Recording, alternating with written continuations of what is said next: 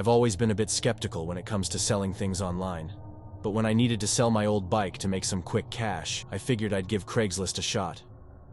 It was around midday when I posted the ad, describing my bike in detail and setting a reasonable price. Not long after, I started getting responses. Most were just lowball offers or people asking a million questions, but one stood out. His name was Mark, and he seemed genuinely interested in buying the bike. We messaged back and forth, and he agreed to meet at a local park later that evening. As the sun began to set, I headed to the park, feeling a mix of excitement and nervousness. I spotted Mark leaning against a tree, looking exactly as he described himself. Tall, wearing a red hoodie, with a friendly smile. We exchanged greetings, and I showed him the bike. He examined it closely, nodding in approval. Just when I thought everything was going smoothly, Mark's demeanor shifted. He started asking strange questions, like whether I lived alone and if anyone knew I was meeting him. I thought he was just cautious, but then he made a request. He asked if he could take the bike for a test ride around the park. Alarm bells started ringing in my head, but I didn't want to come off as paranoid, so I agreed. As he pedaled away, I watched him anxiously, feeling a knot in my stomach. Minutes passed, and Mark still hadn't returned. Panic started to set in as I imagined all the worst-case scenarios. Had he stolen my bike? Had he tricked me into a trap? I kept walking back and forth, wondering whether I should call the police. Just as I was about to dial 911, Mark appeared, riding back towards me with a grin on his face. Relief flooded through me, but it was short-lived. Before I could react, Mark rushed at me and grabbed my arm with incredible strength. I tried to free myself, but he held me tight. Fear ran through me as I realized I was in serious trouble. Desperate for help, I screamed at the top of my lungs, hoping someone would hear me. But the park was deserted. I begged Mark to let me go, but he just laughed and his eyes were filled with a cold madness. In a last desperate attempt to escape, I kicked wildly and hit Mark's leg. He flinched in pain, which gave me just enough time to free myself and run as fast as I could. I didn't dare to turn around as I was afraid he would be right behind me. As I reached the edge of the park, I spotted a group of people walking nearby. Relief overtook me as I stumbled over to them, tears streaming down my face. I must have looked like a mess, but they didn't hesitate to help me. With their support, I managed to contact the police and give them a description of Mark. They promised to keep an eye out for him. I have since vowed never to post on Craigslist again.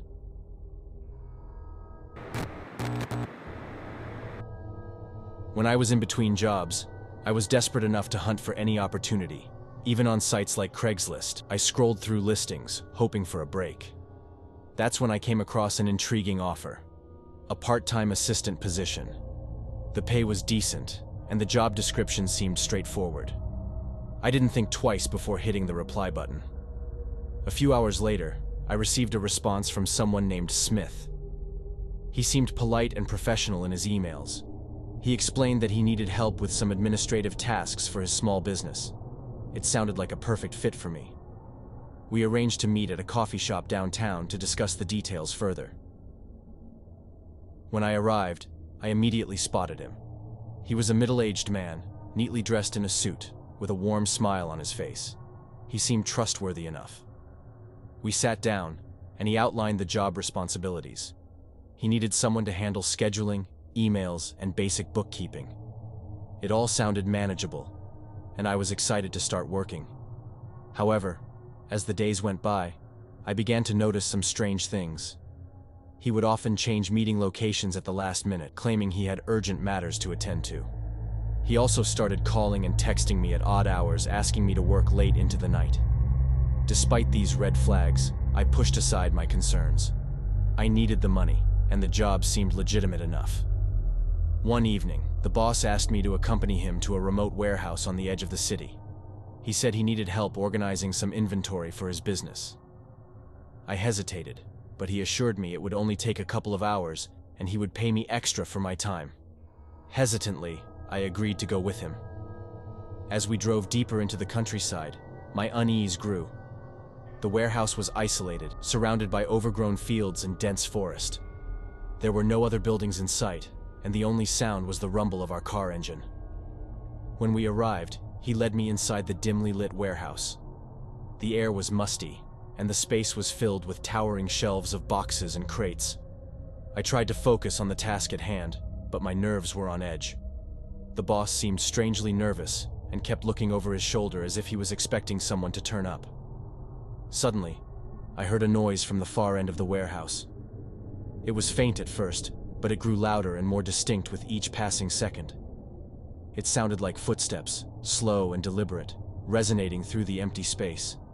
I froze, my heart pounding in my chest. Mr. Smith must have heard it too, because he turned pale and his eyes widened in fear. Without a word, he grabbed my arm and pulled me towards the exit. We raced back to the car.